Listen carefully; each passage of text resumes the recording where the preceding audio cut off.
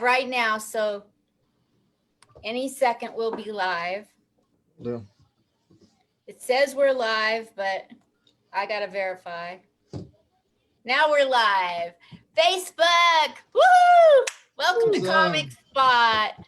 Tonight, two of my friends in comedy. You got Michael Shields down there with the MSPN, and you got Chris Crawford over there with the brick background.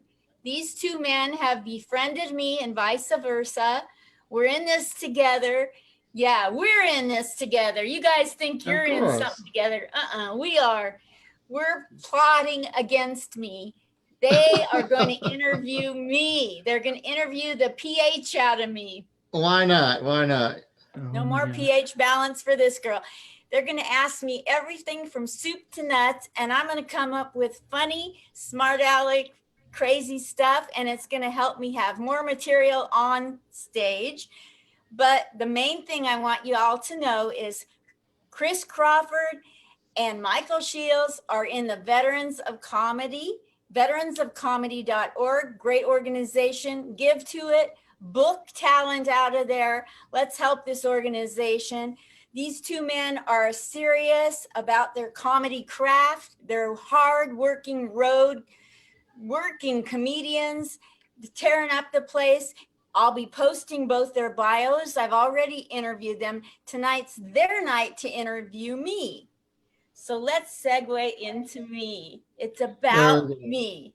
It is. In my day, we had a show called Queen for a Day, where one person was picked and they were the queen. Well, this is my night. I'm so honored to be honored by these two men giving me any time or interest. And they're going to ask me questions, and it's going to be so fun. So let's buckle up. I want to let you all know I'm willing to answer any questions you put in the feed that they can read.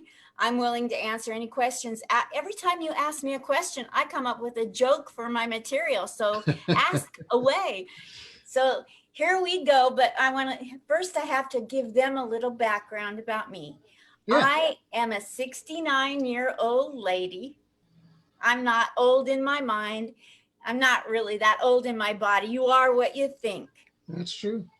And I have been through a lot of stuff. OMG.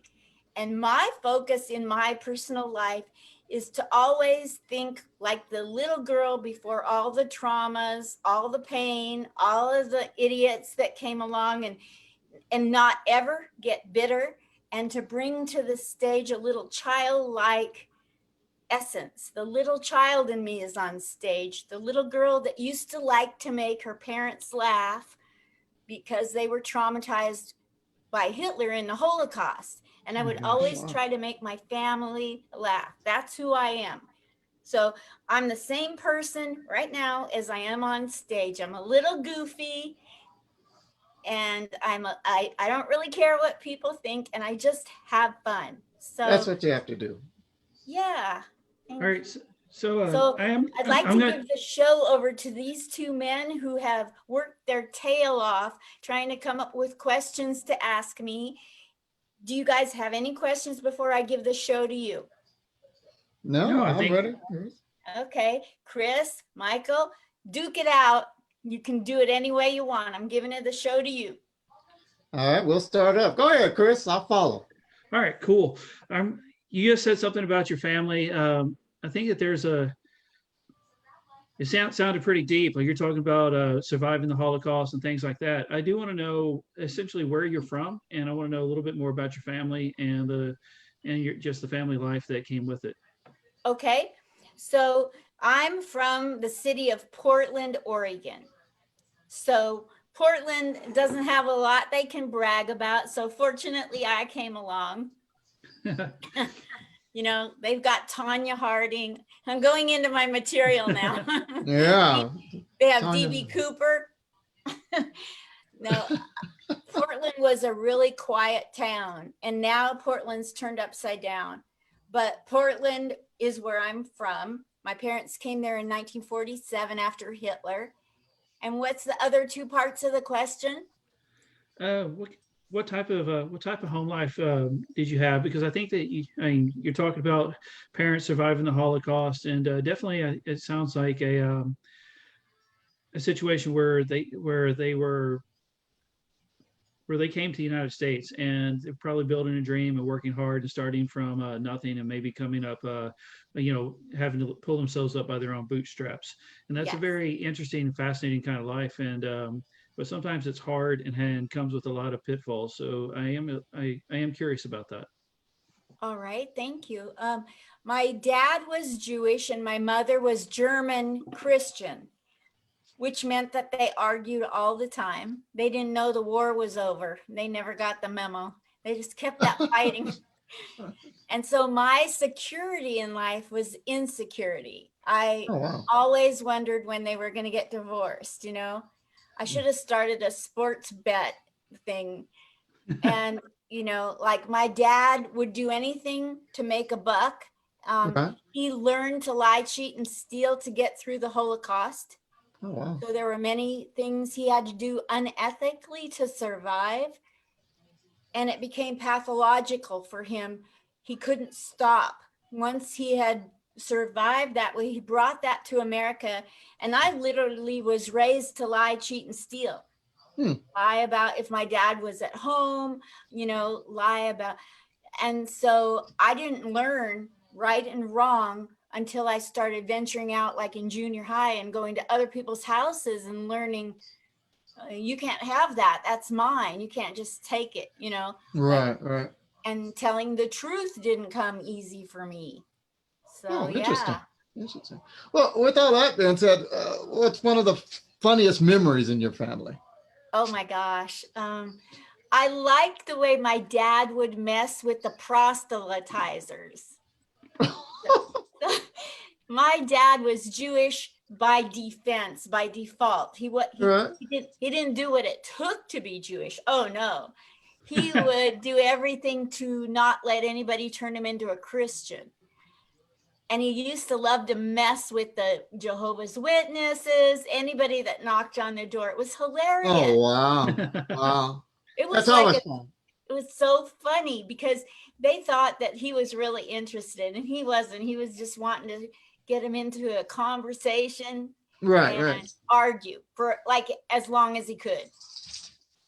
Man, My dad, he knew more about, you know, the 700 Club and all them TV shows. Yeah, yeah. My dad would watch them for hours. He'd fall asleep to them and get deep in his brain just so that when somebody knocked on the door, he could argue his way out of getting converted. awesome. No, it My sounds dad. like at first you said lying, cheating, stealing, had pathological, had a hard time telling the truth, and then that bled into you, and you've had a hard time telling the truth, and you've kind of fought and clawed and did whatever you need to do to get what you need. And I thought this is it was going to go a bad way, and then you started to light up and started talking about how much humor he has, and it seems as if that has rubbed off on you as well. Would you say that your father is probably the person you were closest to, or who were you closest to in your family? Definitely my father. My father had a dark side because of the pain he went through, but he was such a human. So my dad hated the way that Portland, Oregon treated Black people. He hated the way that they treated hookers. In the day, we called them hookers. He would go down to Still do. City Hall. He would go to City Hall and fight for the rights of people that the city was stepping on. They did not like my dad showing up, but my dad went through the Holocaust and he knows where hate can wind up. Right. So I love that side of my dad. He really, he didn't stand for hate. He wouldn't even let us say anything about Hitler, anything negative. We weren't, so even though my dad had a dark side, he had this beautiful side. Mm-hmm. Right. Well, that's not a joke or a punchline yet. Right. Well, I guess as you was growing up with your dad and going to school and having fun in school, what were some of the funniest things in grade school or high school or even college that you had to deal with going through all that with your dad and everything? My dad was the embarrassment. He was such an embarrassment. He didn't care how he looked or dressed. He didn't care if we did things like the neighbors. It was so embarrassing as living in a Goyish neighborhood among Christians and being the only Jewish family to not have a Christmas tree. You Oh, know, wow. so when I got old enough to have a Christmas tree, I leave a Christmas tree up all year long because it was embarrassing not to have a Christmas tree. It's half of my heritage. How can you not, and he would put stuff in the window just to tell the goys that we were, Jewish. Like he'd put a Star of David in the window or a menorah. It was embarrassing. It's Oh, like, wow. can you just put a tree up? It's not going to kill you. Do you have to Yeah. piss off the neighbors? Man, no, I was wondering where it was going to go with that because you said he didn't care how he dressed, he didn't care what he did, or if it embarrassed us. And I swear, my teenage girls definitely say that about me. Look at him with that goofy ass hat on. Dad, you were so Dad. So, but I was wondering if it was just like stereotypical. This is what every teenager thinks of their dad, or if you had some crazy things. But it sounds Do wild. you go to the thrift store and get clothes in any size, shoes included, and wear them once and throw them out so you don't have to wash them? Oh my And gosh, like no. nobody ever saw my dad in the same outfit Wow. twice. It's so embarrassing. Wow. All right. Wrinkled and rumply. So actually, that brings me to a thought. He embarrassed you, and he didn't really care. He didn't care that he embarrassed you. And I'm going to ask how maybe that played into your dating life. I mean, surely you brought some. That's a big that's a big deal. They come home and they meet your dad. Like that's a big moment in a dating environment. You Just would a know a little minute. bit about that. What, Michael? It's so crazy. You know a little bit about that, being the dad on the dating scene. Oh, he's looking for ways to stop that. I get it. Oh my gosh. I never dated. My parents were married until I was in 6th grade. And I started dating like my freshman year in high school. And I never brought anybody to my dad. Oh my God. I would have never gotten married if Wow. they met my dad first. Never. Wow. It's not that I didn't love him or honor him or respect him. It's just that like he would have killed the deal. He would have. Mhm. I had better luck marrying a Jehovah's Witness. All right. But you did date though. They just didn't meet your dad. Do you have some interesting moments? I don't know, maybe in contrast to your early when maybe you didn't know, just learning how to date and how to deal with the opposite sex versus maybe a little bit later in life. Okay, so my father was also a womanizer. He chased the skirts, and he would take me Who doesn't? while he did. He had a furniture store, and he delivered up in North Portland, which happens to be the hood. And so I'd be out in the car waiting while my dad was whatever. And my dad would chase every woman in town, waitresses, Wow. when he delivered furniture, everywhere. If we went to go get pictures, we got a deal on the pictures because my dad did something to bring the cost down. My dad was a wheeler dealer, you guys. Wow. And girls Playboy. found him attractive. I got tired of being his wing woman, Oh, I know that's right.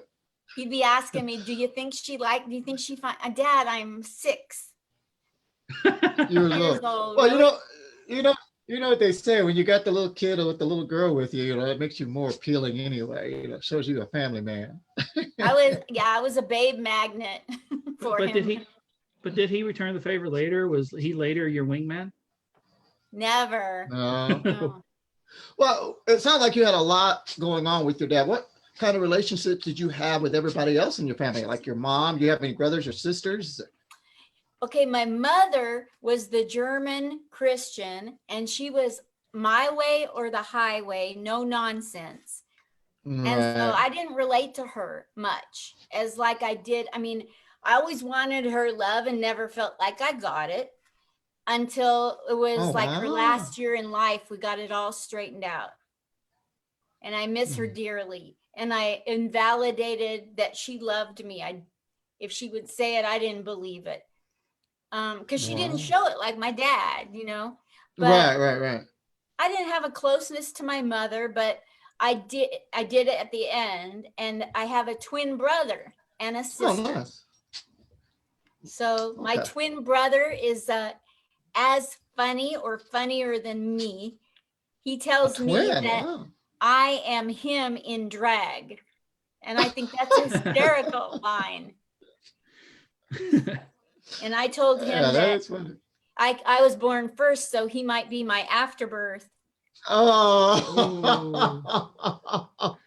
Yeah, I bet y'all are real close now, huh?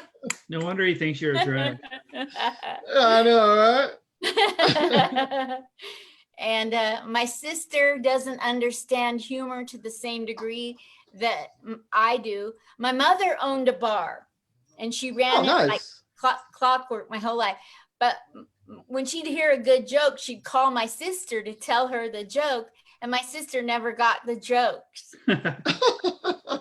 So in my last year with my mother reconciling, I said, I think you like my sister better. And she said, no, she never got the humor. She never got the jokes. How could I like her better? I like you both the same. And I was like, you know what? I really like that answer. You I did know, like right? her better because we have something that bonded us. She remembered that. Oh, nice. Yeah. All right, so when I first met you, we had I had a chance to talk to you, and you said some weird things. It's Who, just me? weird things. Like one of the things is you've apparently been in an ambulance many times. Yes. So please talk to me about how accident prone you must be, because I got to know, this is only slapstick humor and it's going to be hilarious. So please hook me up. Okay. Well, I was perfectly normal my whole life. And then all of a sudden, I wound up calling 911 37 times. Holy I thought it was smokes. 36, but I lost count. So I was perfectly normal until I got hit by a drunk driver in 1996 and got brain trauma. And Oh, I no. totally gave up on life and laid around. And then I decided to get up and make life happen, and I got a blood clot. So you don't want to lay in bed for 16 years and then get up. Just stay in bed. When you get up, you're Yeah, going no, to that's have a right. blood clot. And so Wow. I got this blood clot, and they gave me a pill, and I was allergic to it. And I was allergic to 37 other times. Once I took Coumadin, I was allergic to Lovenox, anything to thin my blood, and everything in the grocery store. I literally have to take Benadryl to eat or drink. What? And Benadryl, one of the things I'm allergic to dyes and preservatives. And so that's the grocery store. And so when I take a Benadryl, it has preservatives and it has a pink dye. Uh-oh. It just never ends. But I was never allergic to nothing, never allergic to anything until I got that first shot for my blood thinner. So yeah, and men would come to, men that belonged on the calendars, really hot first responders would come and see me laid out with a racing heart, low blood pressure, and I'd be like, can you do mouth to mouth something here? I know I'm looking that great, sweating and everything, but shoot fire, you're good looking, and nothing. Nobody ever came back to see how I was doing, if you know what I mean. Nobody. It was just awful being laid up and, wondering if you're going to die in front of a hot man. It's like not a good look. Oh my gosh. Never helped my dating life. One time I asked them to leave. Could you guys just leave? Because they were like rolling their eyes that I was calling again, not her again. I'm like, there's the door. Looking for a little attention. That's all. Yeah, not her again. I'll tell you. Well, Go ahead, Mike. well, I was going to ask, with all that, why do you do comedy? What is it about comedy now that really, gets you going? Okay, so when I had the drunk driver hit me, it caused me to have mild dementia due to brain trauma, and it brought up latent, buried PTSD from the military. I didn't even know I had PTSD until I got hit in the head. So now I'm dealing with Oh, wow. two brand new things, PTSD and brain trauma. And it changed my Oh, goodness. personality. What? I can imagine. Yeah. And my daughter and I were very close, and she put everything on hold, like a modeling career and jobs, to take care of me because I literally didn't know how to buckle my shoe after the brain trauma. And so, like, for instance, it took 3 doctors, 3 neuropsychologists, 2 years to diagnose me because it was such light brain trauma that they made me go out and just heal myself. But my daughter had to be there through it all. And so it was a lot of stress for her, and she couldn't take it at one point. So we're not speaking right now. And the day that she went her own way, I didn't want to live. And I called up Ace's Comedy Club in Murrieta, California. And I said, I don't want to live. And you will really be saving my life if you can get me in today to teach me how to make people laugh. I want to make sad people laugh. Interesting. That's the whole truth. And people don't like me saying that. They're like, that's not funny. You know what? Screw you. It's the truth. Well, and that's the thing about humor, you're not going to make every person laugh with whatever type of humor you got. But the thing of it is, your style of comedy is going to reach out to somebody. And like they always say, if there's just one person you've made laugh with whatever you're throwing out there, you've done your job. You're not going to please everybody. You're not going to make everybody laugh. Your own style of comedy reaches somebody because somebody out there is out there for you to make them laugh. So they're giving you that shot. Thank you. Yeah, so that's the whole truth. Did that answer your question, Chris? Yeah, it answered. Yeah, I think it got me. It definitely. It was Mike's question, but yeah, that was pretty thorough. I would say. I am curious. You said that you grew up in a very funny family, or at least your dad was very funny, and the sense of humor seemed to have rubbed off on you. When is the first time you remember being funny? Because obviously you were drawn to the idea of making sad people laugh and helping them through whatever they're going through, while at the same time helping you get through what you're going through. But I do want to know, when is it that you discovered that you had that gift or had that talent? This is such a great interview. Thank you so much, you guys. My parents survived the Holocaust, and when they came to America, they were literally incapable of being in the moment. They were still stuck in the past of all the trauma that they saw. And so they weren't really capable of being present to be good parents in terms of giving what a child needs, let alone 3 of us. They had to bury a child 2 days before they came here on the boat, serious stuff. So I was always just innately, I had it built into me to know that they were sad, and I always tried to do something to make them laugh. And they would argue day and night, just be bitching at each other. And one time I remember, this is the first time I remember being funny, is they were yelling and screaming and scaring us kids. And so they had, those glass marbles that, like a marble Jackson marbles. I took some marbles and I put them on my head and I let them drop on the hardwood floor. And they stopped arguing and looked at me, and I said, "You're making me lose my marbles." Lose my marbles. And Great setup. I knew that was coming. I was like 6 or 7 years old when I realized there's power. Nice. It has power. You can change somebody's channel if they're depressed or angry. A joke, something stupid can make them forget about that. No, that's gosh, man, it's actually really inspiring. I can't even It believe it. is. I can't even believe that. That's but, no, I do believe it, but I can't believe it. So it's such a remarkable thing to say that you had people who were really sad and had a truly hard life and had just come from truly dark times, and you, even at an early age, before maturity, had found a way to to shine some light into a dark room, and that's awesome. I want to I want They to ask you, argued all the time, so I had to keep coming up with more shtick. yeah, I I I do want to ask a little bit later in life, because obviously early in life you discovered you could do this, and to get past your own dark time and help others get maybe shine that light in someone else's dark room as opposed to your own family's. You decided to turn back to comedy. I am curious how your daughter, who had been taking care of you, felt about that, because she's obviously spent a lot of time investing and loved you a lot, and invested a lot of time in you.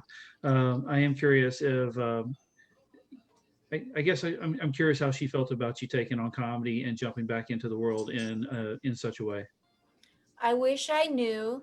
The day that she went her own way, she hasn't spoke to anybody in the family from that day forward except one time to my sister. So I have no idea how she feels about, I don't know how her life is or anything. I'm so thankful for the time that she was there when I needed her, that she gave up that time. Right. I Right. just so miss being her mother, you You're know? still her mother. You're still her mother. You're just from a distance. Yeah. I'm here if she ever wants to come back. Exactly. We Exactly. never stop. Well, no, you don't. You really don't. Yeah, me and my mom are still close too, and so she I doesn't think live every here. child has gone a period without wanting to talk to their parents, if they're honest. You thought about it, Yeah. or Right. wanted Right. to run away, or didn't talk for a while. Oh, I've done that. I've done the runaway thing, but when hunger sets in, you run right back. Dinner I'm a, time. Yeah, exactly. You know, you can only run so far on an empty stomach, so you got to go back after a while. Yeah, I did the runaway thing for a couple of times. I grew up mostly with just my mom, and you know, my dad wasn't around. And with that being said, what type of mother do you actually have? I mean, you might have touched on it a little bit. What type of person was she, though? What type of person was I or my daughter? Your mother. My What type? mother Your was, mother. my mother had a heart, Right. but didn't show it that often. Was she So afraid of being hurt or being broke, or what? Why didn't she show her goodness in her heart? my mother had been raped every single week by the SS in Frankfurt, Germany. Oh my Every God. week she had to report and let them all have their way with her. Are you serious? She was dead to the world. It was in there, but it took a lot of, in the days, it took a lot of alcohol to bring out the feeling. Right. And she had a lot of pent up anger, and everything had to be perfect because things weren't perfect. So she was counting on everything to be perfect. Yeah. Wow. I love my mom. Well, I of got to course. understand her very late in life, unfortunately. Right. So Wow. you want to understand your parents when you're like 2. That'll give you a good shot at, you know. Getting through life, exactly. Yes. But if I didn't have a rough mother, and my father wouldn't have been the way he was, I wouldn't be doing comedy. It takes all those things to go, wow, the diametrically opposed, they couldn't have been further apart. German, oh, that's all they had in common. Jewish, Christian, they had totally different values in life, and all they did was argue. And like, Hmm. of course they were going to argue, What but families don't, right? yeah, but it made me escape in my mind and think of funny things. So I'm grateful for that. yeah. I feel like you've kicked me in the chest. You made my heart hurt for you a little bit. I know. Well, Well, I don't mean to jump not a in. little bit. There's so much. There's so much there, and so much that I can't even imagine I'm having a conversation about right now. I mean, survivor of the Holocaust, and your mom was taken event. Well, we'll say the R word, raped. Every day, and your dad didn't didn't seem to care about how he dressed and whatnot. And who would? He survived the Holocaust. I mean, you don't really have to care after that, right? But I would, I guess that's insane. I'm going to ask a little bit about your grandparents. I mean, a lot of times when you're yeah, grandparents are usually can be a saving grace. They're your favorite people in the world, particularly if you're going through hardships at home, where their parents are stressed or always working and doing and maybe a bit overtaxed trying to provide for you. The grandparents usually come in and kind of swoop and play a superhero or best friend. So, or that's been my experience and the experience of most people I've met. So I'm going to ask you, were your grandparents around? Did they come to the United States? Yes, they all came over at the same time, roughly. And my grandparents were always there. They knew how difficult our home life was, and they'd always take one of us away for the weekend. Oh, nice. Yeah, so we always knew when they were coming over, like whose turn was it to get the heck out. And they had a stable, very boring existence, a very meager existence. Like I don't know if you know what a 10-pound gallon of marzipan is, but it's like coconut. It's a coconut filling for candies. And they always had 10 pounds of marzipan on the back step going to the basement. And I would sit on the back step and open that and just eat it with my finger for hours. Just to Oh my God. I was a heifer. I was a big girl. Oh my gosh. And you know what was in the basement? A pool table. Holy Toledo. Oh, there we're talking. I was going to say a bathroom. I don't know. After eating all that, I hope there's a bathroom down there. I used to play pool for hours to escape. You talk about, a Jewish person wanting to escape. I didn't have big aspirations of escaping anything other than my home life. Man, Wow. Are you a pool shark? What? Are you a pool shark? I'm good at pool. I'm not good enough to be a shark. Well, not enough to be a shark. Okay. But more importantly, this is super important. Are you good enough to beat Eric Knowles? See, I was thinking of that when you said that. When she said that's why the pool shark came to mind. Because Chris, I got excited. I want to see you. I want to see you take the tough guy to town, man. Hey, I've seen Chris or Eric shoot a little bit of pool. He's a shark. Yeah, he's a shark. So good. I'm good enough to once in a while run the table. Once in a while. Well, once in a while. But I'll I like the difficult shots. I don't those Yeah. easy ones.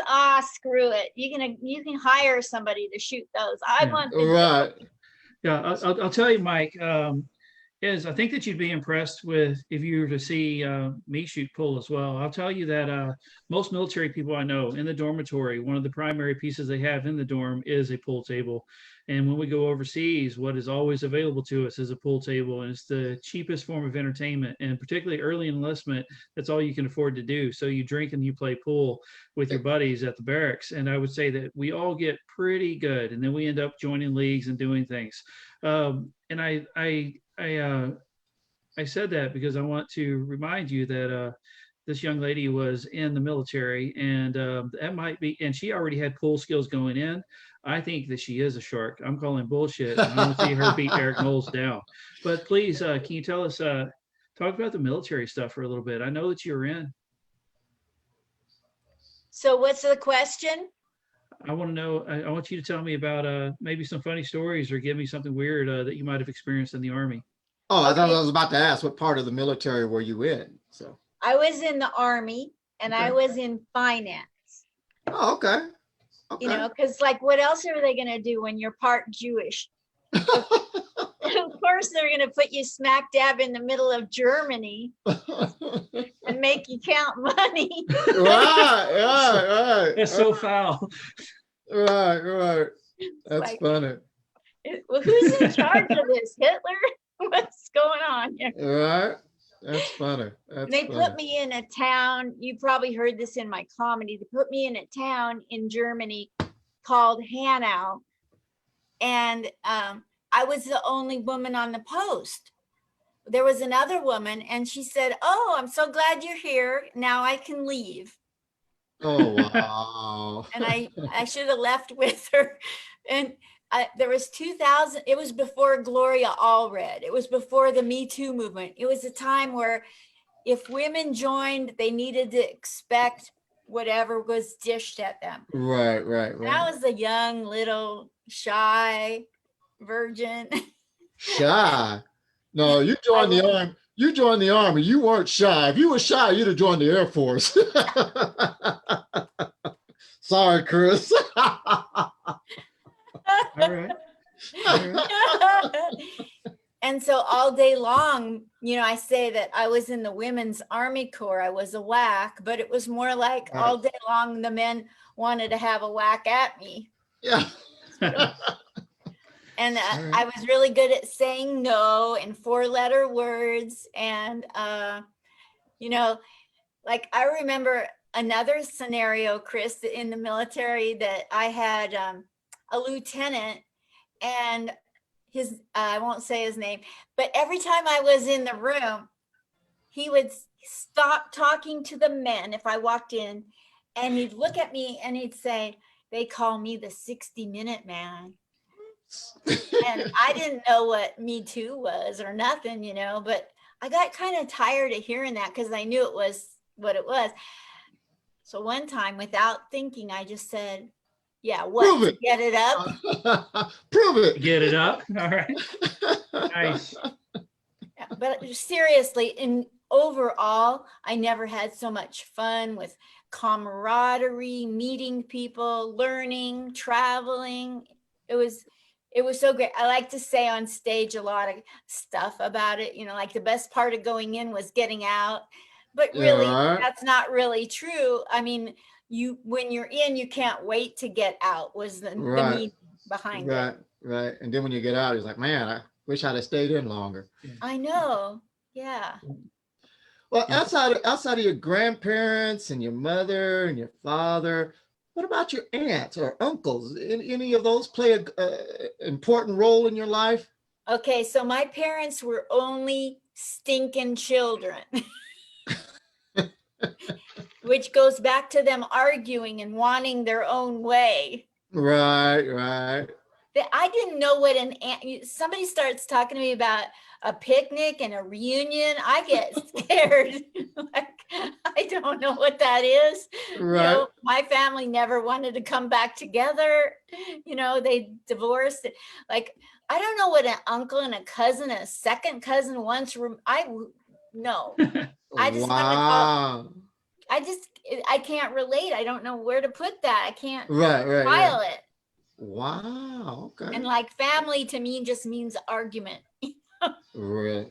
Well, that's when all you've been around. I guess that makes a little sense. So Yeah, I get scared around the holidays. It's like, okay, who's coming and what are they going to argue about? this time, right? I'd like to have, I always dreamt about being in a family that actually got along. Yeah. Wouldn't everybody?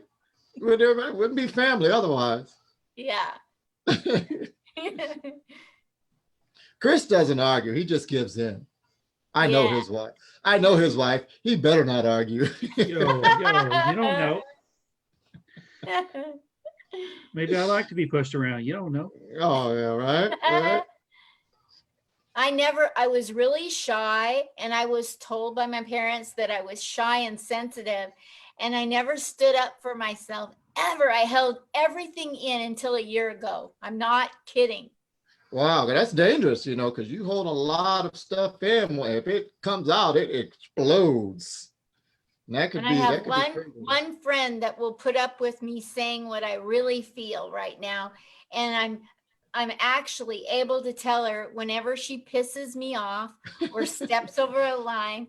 And I wish I could tell other people, but I'm not there yet, Like, Yeah, So I'm so still. So, so that's your best friend. Your best friend up until even today, right? Or how far back does this best friend go with? 3 or 4 years. She's seen me go from being a whiny, complainy, sappy little hold everything in to a woman that's got guts. There you go. That's a friend then. That's a good That's a friend. friend. She's hung in there with me. Yeah, she excellent. stuck by you. That's good. You, She's also a comedian. So if you ever get a What? chance to, if you ever want to know who it is, I'll tell you who it is because she deserves some break. She's been grinding since the Holy City Zoo in San Francisco in the 80s. So Where's she from? She from she's in Portland? New she's in the New York area now, but she Oh, okay. started in the days of Robin Williams with Robin, Really? and How she's long been she been doing comedy? since then. Wow, nice. I'm willing to bet me and Chris has probably heard of her once you release her name.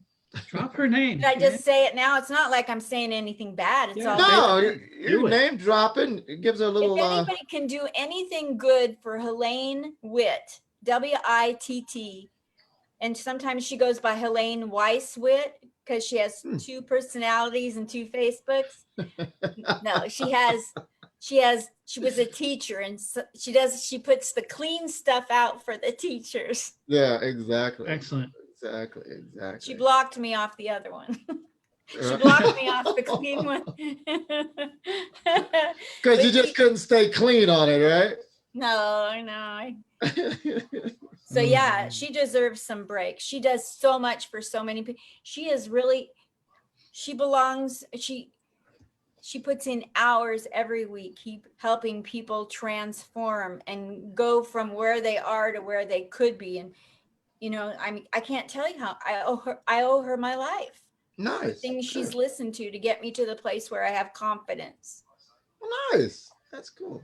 I wish Chris, who's my best friend, would do that for me, but Yo, yeah.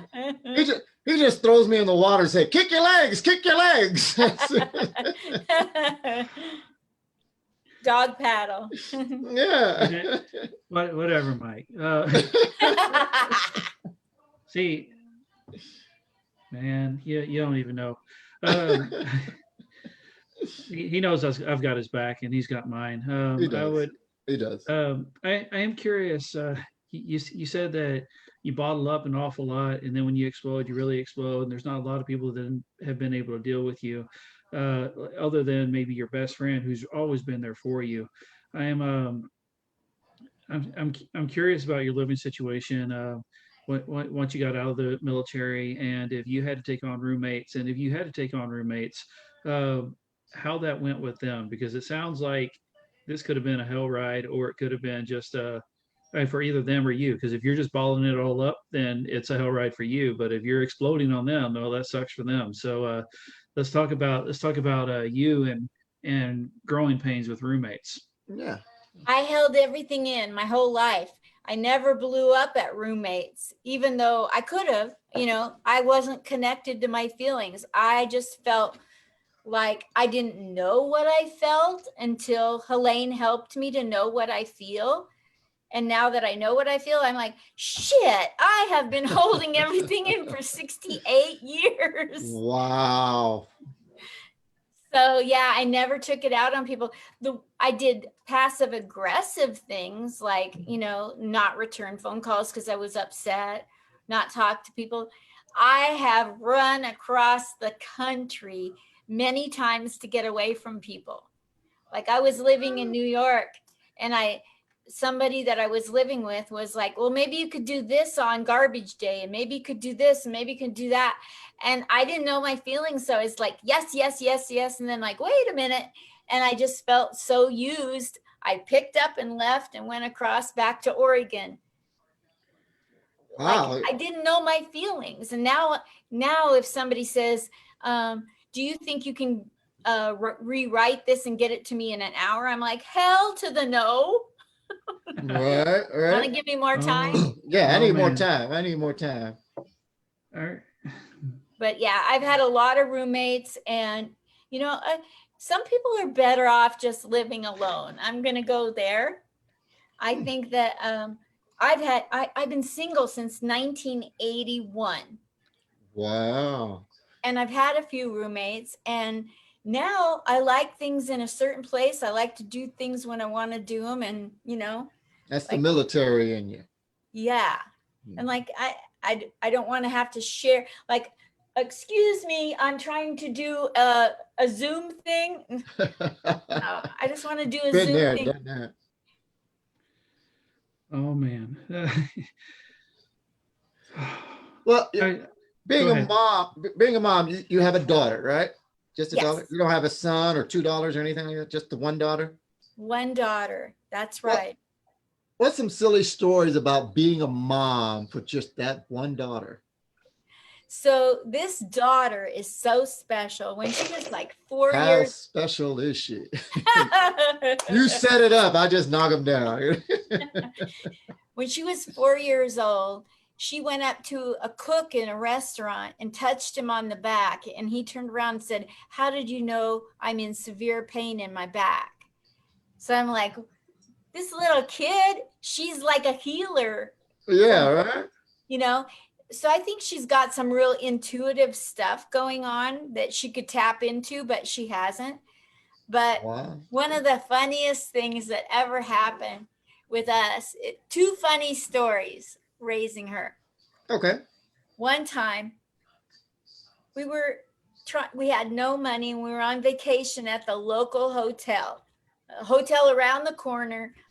I couldn't afford to go anywhere. So we stayed in a hotel around the corner for a week. Mm-hmm. And we're in the swimming pool. And she gets the bright idea that she's going to take that lifesaver thing on the wall, that styrofoam circle, and put it on her and swim with it, right? For whatever reason. Right. Well, I don't have the wherewithal to say no because I'm not in touch with my feelings. So whatever. I was not a good mother. I didn't say no, anything the child wanted. So she's in the pool with the lifesaver and she's becoming a young adult. She's developing breasts. Uh-huh. She got it on, but she couldn't get it back over the breast. Oh no. So now I'm getting the giggles over it. And I'm on Yeah. the phone and I'm like, my daughter is in puberty. Now she's embarrassed and I'm giggling. And the people on the phone are like, TMI. I know, right? Oh my gosh. And then another time, my daughter was, we were walking out of the door of our apartment and I had grabbed a tomato because we were in a hurry. And that's what you do in Portland, Oregon. If you're in a hurry, you grab a tomato to eat. Yeah, you grab a tomato because the apples are out. You just can't get an apple nowadays. Yeah. Yeah, anybody can get an apple. Yeah, anybody get an apple, but a tomato? You just broke my brain. I can't even catch up. I know, right? Catch up. So I'm taking. I really don't. I don't know what to do with that. I would never grab a tomato. See what you did there. You catch up. Okay. You gotta like lycopene. It's got the word like in it. And Yeah, right. so I'm taking a bite of this tomato and I start choking. And the only person around is my 9-year-old daughter. How is she gonna give me the Heimlich? Right? She starts to give me the Heimlich because she learned it in school. Don't ask me. I wasn't the teacher. I know, right? She starts giving me this lame ass Heimlich. And all it's doing is making me grunt and groan. It's not producing any tomato. All right. There's a really hot guy in the apartment and he's hearing me do all these sex noises out there. And he opens up his door to see that I'm having sexual noises about my daughter pulling me from behind.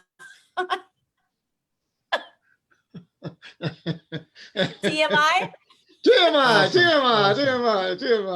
That'll teach you. Leave them tomatoes alone. Stick with an orange next time, okay? So needless to say, I'm still single. Wow, with that hot guy listening to you making those sounds, I would have thought he said, well, can I step in? You know? Like tomatoes would be brought to you on a regular. Yeah, right. He's bringing you tomatoes every day now. Look what I got today. Green fried tomatoes, anybody? He's probably got a fetish now of Yeah. women who are grunting over tomatoes. I bet he's looking for you right now with a basket of tomatoes. This might be my new bit. Yeah, there you go. No, that's it. That's weird. So in Seattle, they love tomatoes. So I guess. I think in the old cartoons or in old portrayals of somebody bombing on stage, they throw tomatoes at you. I'm wondering if you are killing it in Seattle. Do they throw tomatoes at you, or is it for when you're bombing? So my next question for you is going. Yeah, I know, right?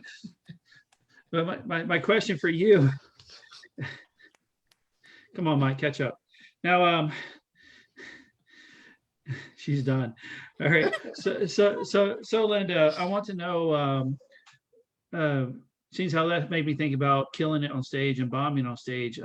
We'll start with the bad before we go with the good, because we've already finished with the greatness, right? So we'll say, now I don't want you to lie to me. There are people that say, I swear to God, there's like, I have never bombed on stage. Well, holy crap, they've never done comedy. That is amazing. I have never bombed on stage. I've been doing comedy for 10 years and I've never once did poorly. Okay, whatever.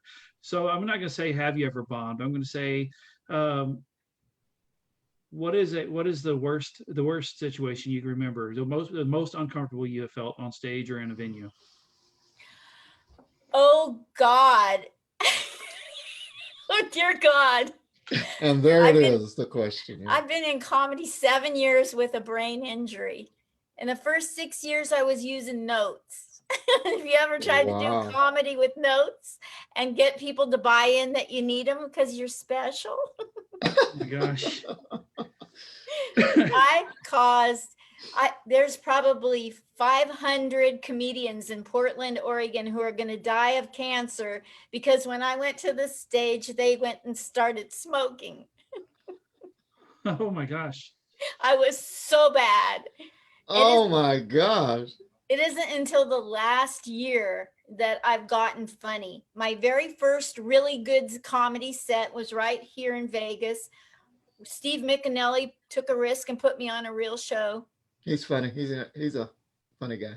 And it didn't hurt that Ray Love was in the audience laughing hysterically. I went on the stage and I said, so I'm getting older, anybody else? And he thought that was so funny. He couldn't quit laughing through my whole set. And that made everybody just loosen up. And I love that set because I didn't have to worry about, was I going to remember everything? It didn't matter if I talked about tennis shoes or 7-Eleven. They were going to laugh because they loved me.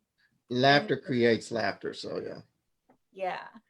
Right. So no, I have done nothing but bomb. So bad. So bad. I've tried all the wrong material, lousy performance, so many mistakes. I can't even count them all. I mean, I should write a book about what not to do on stage. Gosh, man, that's so wild. I think,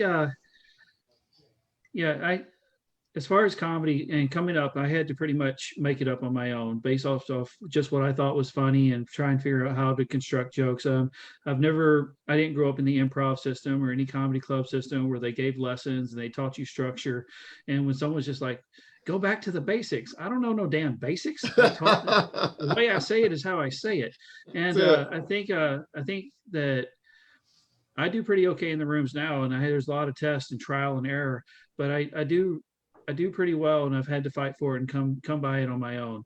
But not having that structure, not having the same background as others, I would say that if you have comedians look at me, I might not be looked at in a very high regard, other than them listening to a room full of people laugh, because I don't have the structure. I don't have the same kind of things that they expect to see. They'll tell you set up, punch, set up, punch, set up, punch. I'm just like, well, that's cute. I'll tell you what I do. I'm not going to tell you that I set up punch, but I think there's a set up punch somewhere in there, right? There has to be, but it's not because I designed it to be like, okay, whoop, boom. Like that's not how it works for me. So I would say that I don't have 10-second jokes, 11-second jokes. I have strung out things that that seemed to work for me. So I would say, with all that being said, and you said that you bombed an awful lot, a lot of trial and error.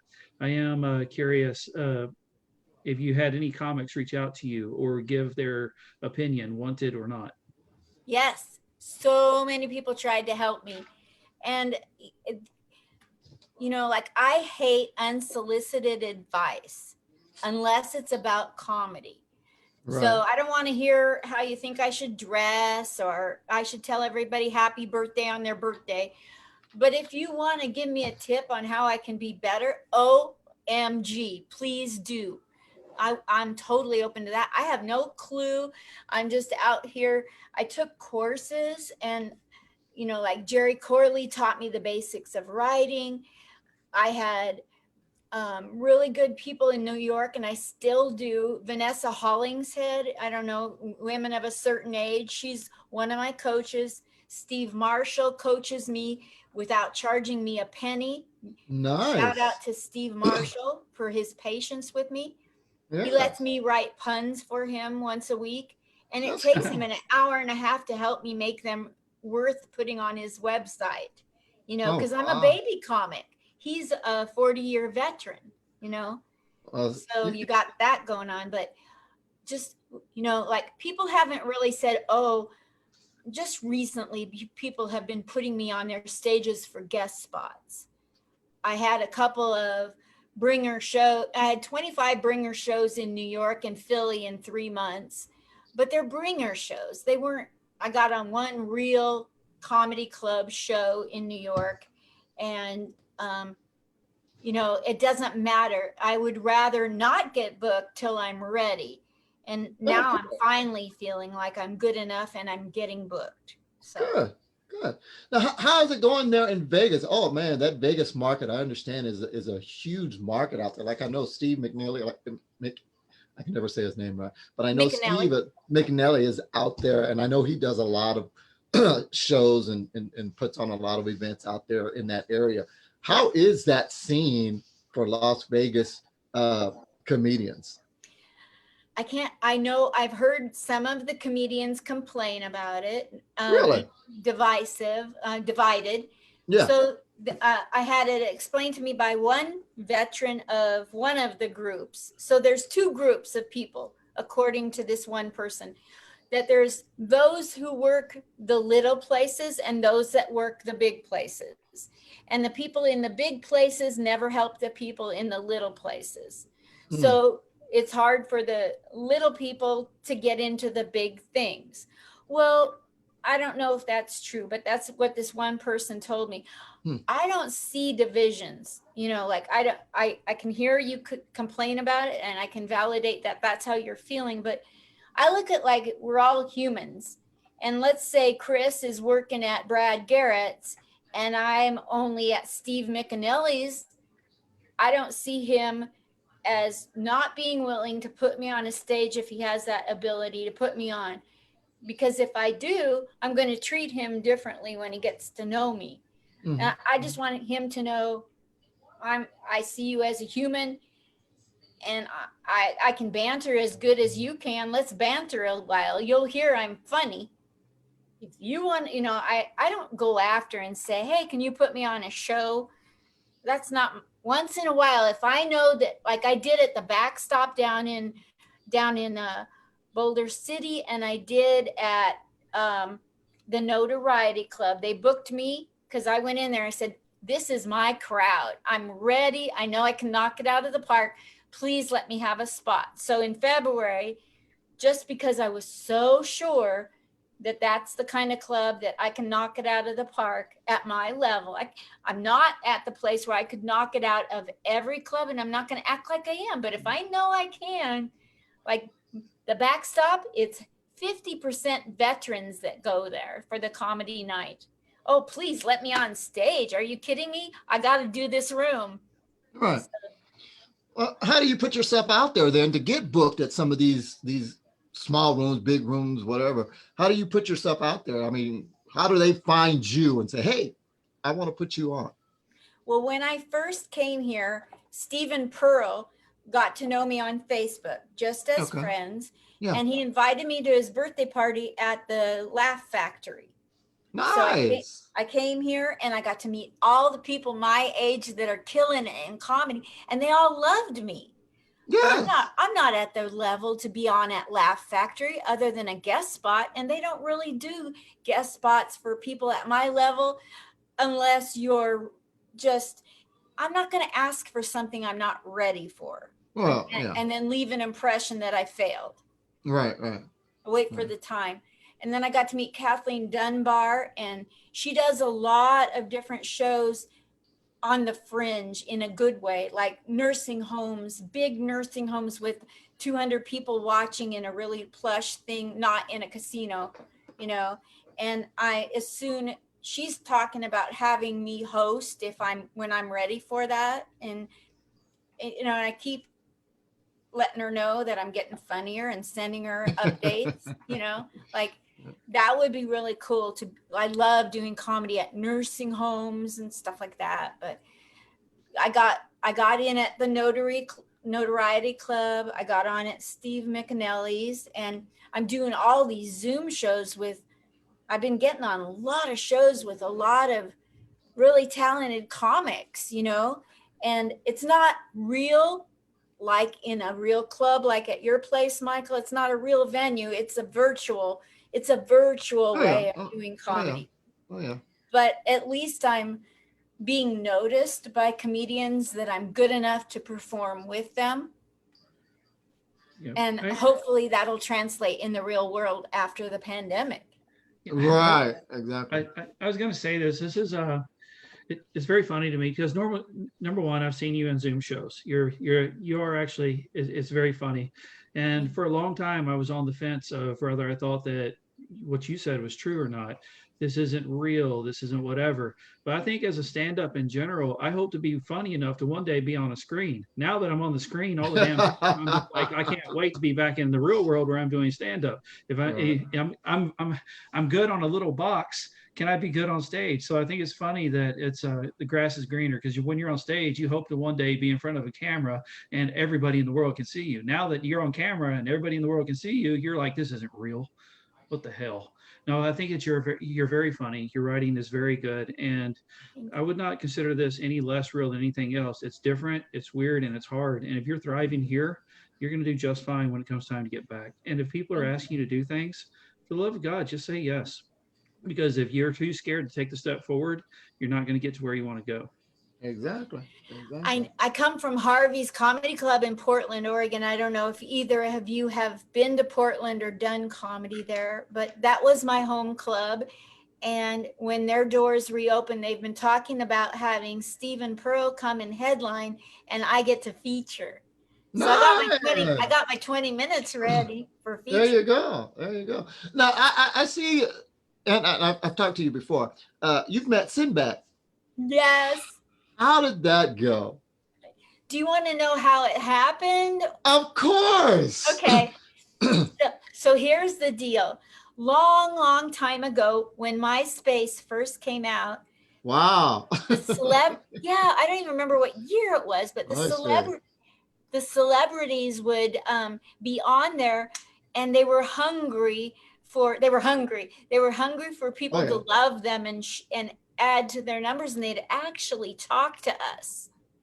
Now they've blown up to where they Wow. can't keep up with it. But so Sinbad, David Right. Brenner talked to me, Kirstie Alley, Wendy Oh, Liebman, wow. you know, Good, they would good. talk to you. Yeah, Wendy. And so many times I would send jokes to David Brenner, Wendy Liebman, and Sinbad. Yeah. And I would sit and chat with them about humor. And every time any of them would post anything, I was flexing my comedy muscle by seeing how quickly could I reply and be funnier than you could believe. That was my goal, to Right. get noticed by the Right. big people. No doubt. And so like that made me that's improv muscle, you know, like that's crowd work. That's right. And so I did this with Sinbad. He'd say something and I'd lop it back in his court, and he'd say something, I'd lop it back. And so when I started doing the podcast, I wrote to Sinbad on Facebook. Sinbad Bad is his handle on Facebook. And I said, do you remember me? And I told him my Twitter handle on TBI and PTSD veteran. I said, do you remember me on Twitter? And he goes, yes. And I go, great. I want to have you on my show. I'm now doing comedy and I want to have you on my show. And he goes, okay, let's make it happen. Nice. And so I started off by asking for 15, 20 minutes. Nothing happened. Months went by. So then I started, I'm Jewish. I started Jewing down the time. I'm a little bit dyslexic Jewish.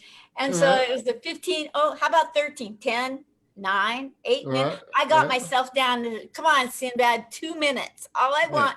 It went Just over 2 minutes the of your time. And so when I got to 2 minutes, he says, here's the name of my assistant. Here's her email. And so then that's what I got promised, 2 minutes. And he enjoyed it so much, he stayed on 41 minutes and 54 seconds. That's what's up. Yeah. But he had a very rough day psychologically the day before, and he was like considering not coming on because there was the whole, I think it was the 8-minute thing happened the day, but I don't remember, one of those kind of scenarios of sparking racism and huge hatred against Black people happened, and it depressed him. Wow. And his assistant told me that he's stepping away. And I wrote him and I told him, I just want you to know, I totally get it. If, I can't apologize enough for what white people have done in this freaking country to people of color. I couldn't live a day being in your skin. I couldn't make it. I don't know how, and he decided to go ahead with the show, even though he wasn't really in the mood for it. Wow. Nice. So That's so cool, though. That's so cool you got to meet him. he's, everybody was telling me, oh my gosh, how did you get Sinbad? Being nice. It works. Still works, folks. Sometimes that's all it takes. Yeah. Stay patient. If something good's meant to come your way, It will. Be nice and stay patient. So you've been interviewing for quite a while. How many of these interviews do you think, or would you say that you've done? I believe it's like I've got about 64 or 65 in the queue that are not yet even up on YouTube or Spotify. And I've got like 560 on there. So somewhere between 605 and 630. Wow. I lost count. Nice. So obviously you enjoy it. My mother always said, oh God, Linda, you can ask more questions. I did. I would always, Mom, what are you doing? How are you making this? How are you doing that? How are you doing? She's like, shut up and quit asking questions. You hear that, Mike? I think we just got Spotify famous. I know, right? Woo! Putting us on crazy platforms. That's amazing. That's, I think, the credit I didn't even have. I wasn't on Spotify before. Thank you, Linda. Yes. But I'm learning how to upload and edit my own videos. That's what's up. So they're going to be on YouTube, Spotify, and probably on 7-Eleven camera 1 and 2. Awesome. Never even heard of that one, but that's awesome. Is that like when you go to the gas station and the little screen is on the tank and you get out and it's right there playing for you? Oh, is that what that is? Oh, okay. All right. I want you to think there's another camera somewhere. So they tell you you're on camera 2. Wait, where's number 1? Yeah, really. I didn't get one. Now, man, you've had all these. You've had a chance to talk to so many comics, and obviously, you've been a student of comedy for a very long time. As far as first of all, I will ask you. You've been watching comedy for so long and watching bits and going for the sake of studying, legitimately studying the game of comedy. Who do you think has given the best clinic? on stage has really displayed what you think it is to be a complete comedian? Sort of like your idol. Oh, my idol. Okay, Sort of so like. I got to go with a woman for the first answer. Top notch. Wendy Liebman is my idol. Wendy. Okay. She's into wordplay and slow. She makes you wait for the punchline, and then she just does something miraculous at the end of her jokes. And one joke leads to the next joke, and it's smart humor and it's strong humor. And well, okay, so here's the deal. Here's the connection between me. Have you heard about me and Wendy Liebman? Have I told you the story? No. You haven't told me, no. Okay, so my daughter and I go our separate ways, and I go to the comedy club and get trained, and I don't know what style of comedy to do. I don't know what to do. They're trying to tell me to go say jokes about this and that, and I'm like, nah. So I started looking at videos, and I ran across Wendy Liebman, and her style fit me. So I wrote her and I said, I have a brain injury and I don't have confidence to really go on stage. I really want, I just want to write, So how about if I write jokes and give them to you? And she's, well, send me some. So I did. And she goes, these are so good. You've got to go on stage yourself. And I'm like, but Nice. Wendy, I have a brain injury. I can't remember, blah, blah, blah, blah, blah. She says, I don't care. You're going to go on stage. This is too good. So she's the reason I wanted to do it, but I didn't have the confidence with my, disability to remember. And it took going on there for 6 years until my brain repaired itself. Now I don't have that deficit. Nice. Nice. Yeah. So Wendy Liebman's my hero. There you go. There it is. There's your answer, Chris. Awesome. That's for the women. For the men, of all the men I've seen do comedy, I'm sorry, Chris. I'm going to disappoint you, but I got to be honest. It's not. I know. He's been disappointed by women all the time. Don't worry about it. He's used to it.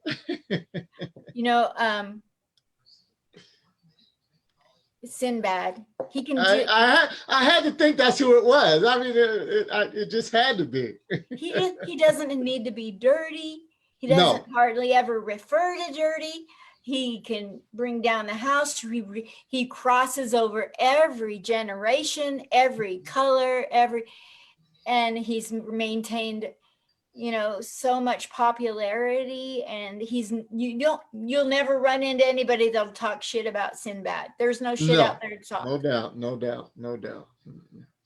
So I'd have to say, on the long haul, I've been watching him for decades, and yeah. He's kind of slowed down now, but yeah.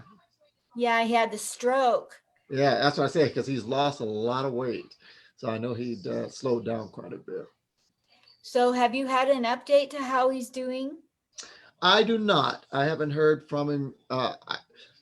It was a long time ago when I was running the Velvet Room, when I tried to get Sinbad to come out to the Velvet Room. We just couldn't agree on certain things to where he would come. But I've only heard things, but I haven't heard any updates of how he's doing or what he's doing now. So. His wife is on Twitter, and so it's Meredith Adkins, Meredith something Adkins. And when you write her, she writes back. So I've asked, and I've said I'm praying, and she said, keep doing it. It's really hard. So I can imagine. Yeah, I can imagine. All right. Well, before we let you go. Oh, go ahead, Chris. I asked her, and I guess you've been kind enough to hang out with us, Mike, and I know that you've worked with like 9,000 famous people. So I am curious, do you have, I think I suspect I know who your top shelf guy is that you most like to work with. And I know it's not me, but I do want to hear and see if I have guessed it right. Okay. No, go ahead. Me, who I'd like to work with on stage? No, I'm asking Mike. Oh, Mike. Oh, okay. Who is it? if I don't want to say it, because if I say it and it's wrong, then I've said something crazy, and they might take offense later. So go ahead. No. Well, I was going to ask Linda. Linda, I've enjoyed interviewing you. It's been a pleasure. Like I said, when I first saw you on the Dat Show, and I'm watching you, your stage presence, your charisma, the smile you have, the way you present yourself, the way you set up yourself, that is amazing. I love that. And when I look at comedians, that's what I look for, especially if I have an interest. And hopefully, someday bring you to my Lake of the Woods, or me and Chris's Lake of the Woods, having you on stage, because I think you'll fit into our type of crowd, no matter which one we use you in. So with that being said, what's next for you? What's next? I have Vanessa Hollingshead, who has helped me create a 30-minute set. 25 minutes of it, I'm very solid, is good. But I'm still working on it. And I just memorize slowly. So I'm working at memorizing it and delivering it with impact and becoming a host or a feature. What do you prefer more so? I mean, you've hosting. got hosting, really? I mean, you've got 30 minutes of material that you're working on that's solid. But as a host, you usually get 8 to 10, 10 to 12, that kind of thing. That's where you're strongest at. You don't consider more being that feature where you can do 15 to 20, or? I can, and I will. It's just that I've had limited experience being a feature so far. And so seriously, Michael, you know what? I'd love to be famous, but I don't think there's any shame in just really love hosting. I love it. Some of the best hosts that are out there are the famous ones. That's where they start and stay. Chris will tell you about it. He hosts all my shows. Well, he did in San Angelo anyway. I'll stay at hosting until somebody says, no, you've got to go to the next. I don't want to say I deserve to be a feature just because I have the minutes. I want to kill at hosting to where I get promoted to feature. Well, and it's good to be able to host, and that you have at least, more than just 10 to 12 minutes of material. That way, when you're hosting, let's say at the same location, you've got different material. So those people that are coming back say, oh, I've already heard this. I've already heard this. You've got more material. So with you able to mix it up, that's just as good, being a host with that kind of I like time. that. Yeah. Chris does it. Chris has limited material, but he mixes it to where him being a host, it's kind of like a different show every single time he does it, and we've been together for a while, so I know what's coming. But when I watch him perform, and He's then looking for the exit. When I watch Chris perform and I listen to the crowd, because I always watch the crowd to see their reaction, he still hits it and they laugh, because he doesn't do the same show all over again. The material might be the same, but he mixes it up to where that new crowd that's coming in, he still gets the laugh. That's why I still let him host my shows. That's very encouraging. Good job, Chris. I listened to his video. He's teasing me today because first I got through a few minutes, and then I got halfway through, and he's like, what about the whole thing? And I'm like, okay, I'll do the whole. I keep promising tonight I'm not going to bed till I watch the whole video. Oh, I know the feeling. I know the feeling. He does that to me all the time. And I said, we've been together. By the way, we've been together so long. I know the materials. Oh, Mike, you got to hear this. You got to hear it. And I'm a big believer that it's not how you tell the joke, but it's how you deliver it. So, he always tells me, you got to hear this. You got to hear it. I deliver it differently. That's cute. Right. That's so funny. You're killing me, Kay. All right. So back to Linda. What's the, it sounds like right now you're talking about hosting is where you love to be. But if there is a stage or an opportunity that you're genuinely looking, that you, if you could have it, just the dream spot, what is the spot that you would most prefer to perform at, or that you hope to cap out your career with? Before I die, I don't want to die before I get to do something at Madison Square Garden. Wow, nice choice. I don't know why I have it in, but it's If you wonder why I'm busting myself day in and day out, it's because the dream is one day to be at Madison Square Garden. I don't And- care if I'm telling jokes in the bathroom, actually, you know, just to do it at Madison. No, I'm kidding. I'd love to be on that stage. That's like America to me. Hosting for who? Would it matter, or just the fact that you got there? Like maybe with Wendy Liebman There you go. Okay, that makes sense. or Sinbad. Of course, you got to put it in there. I thought she's going to say wit. I thought she's going to say wit. Or the veterans of comedy. Well, hopefully, yeah. Now we're talking. Now we're talking. Yeah, get Will and Eric and everybody. Yeah. So I don't want to. I don't want to get out of here. Because number one, I would like to hear any message that you have for America, if they're paying attention. Who are so she just in a quick snapshot. Who I guess, where are you trying to get to? Who are you? What are you all about? What is it that you would like to tell your audience in order that if they only saw that 2 minutes or 3 minutes, that they would get a good taste of who you are and why they would want to work with you? I bring to the stage the authenticity that I've created in 1 year of 69 years of life. There you go. There you go. I didn't know what I was. Anything you see from a year ago or more, it is not who I am now. Give me a shot. Let me prove to you I can kill for my level of comedy in any room. I can't kill at the same level as Sinbad or others, but for me, killing means doing my best and making the whole room connect with me and laugh. And I can make people forget their pain. So if you have any fundraisers or anything to do with veterans, military, elderly people in a lot of pain, let me know, because I like to make people who are suffering laugh. Well, let me ask you, with that being said, and you living in Vegas, is it worth your time and travel to come to other areas, other states, other cities to host for 10 to 12 minutes? Is it worth your time? It is. I would love to travel the United States. I'm looking for a headliner and a feature to take me on the road for a year.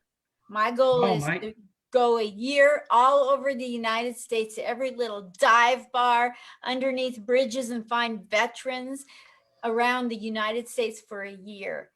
And then I'll pick up by osmosis and discussion better communication of comedy from the feature and headliner. And I know I can host the heck out of any room. Okay. I know I can. Well, I've got you on, me and Chris has got you on our list. And when this pandemic slows down or opens back up to where we can get you out here, look forward to coming down to our Lake of the Woods. I guarantee you they're going to love you here in this area. If me and Chris's name is on it, trust me, they're going to love you. All right, you guys are so great and you're so funny. Oh my gosh, that would be an honor to believe. Believe me, it's an honor to even be thought of.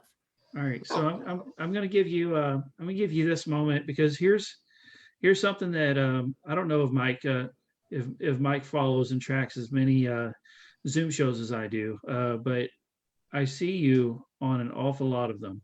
Like you seem to be. It'll be Monday morning. It'll be Wednesday afternoon. It'll be late at night. Like all the time, I look up and you're on another show. And we're not talking about like just the open mics, but like the ones that you have to be booked to and invited to. You're being invited to do an awful lot of stuff online. It's because a lot of people like what you're doing online. I'm going to put you on the spot and ask you if you want to share a little bit of that with us. You can do 2 minutes, 3 minutes, 5 minutes, whatever you want to do. But I'd love to see a sample of your work if you're comfortable doing that. Absolutely, I'll do that for you. So, hey, you guys, how we doing tonight? Woo! Let's do this. I have great news, nothing but great news for you tonight. I know it's just what you expect from an old lady. Great news, right? Yeah. Us old people can deliver good news if we try. I have been staying busy aging. And I'm killing it at aging. I'm getting older. Anybody else? It's relatable, right? I know, right? I'm getting older and I've found a way to keep my self-esteem. I'm a baby boomer. Where do you think I got all this healthy self-esteem from myself? I know, No, right? I got it in the 50s from men honking, catcalling, wolf whistling. Do you understand what I'm saying here? My self-esteem has been in the toilet. So now I live in Vegas. I There you heard go. with a little bit of money, you can be anything you want to be in Vegas. And I was like, that's my America. I know, And I right? got here just in time for COVID. Have you ever been in Sin City when there's no sin? Nowhere. Oh my gosh, I have to go out every day looking for sin. Do you realize how taxing it is? Vegas is famous for those slick ladies of the night trading cards all over the cement. There's none. How am I going to get a slip and fall accident and pay my rent now? I know, Not right? going to happen. I got here and there was no Vegas in any building. It's like Vegas had no Elvis in any building. It was like Elvis had left every building. Do you understand what a dilemma I'm in? Nice. Right, he's left every building. I know, right? And everybody's bitching about toilet paper. I ain't seen no Elvis in a long time. That's about my time. That's good enough. That's All good. right, That is awesome. awesome. That is awesome. All right, so you're so sincere. Charisma.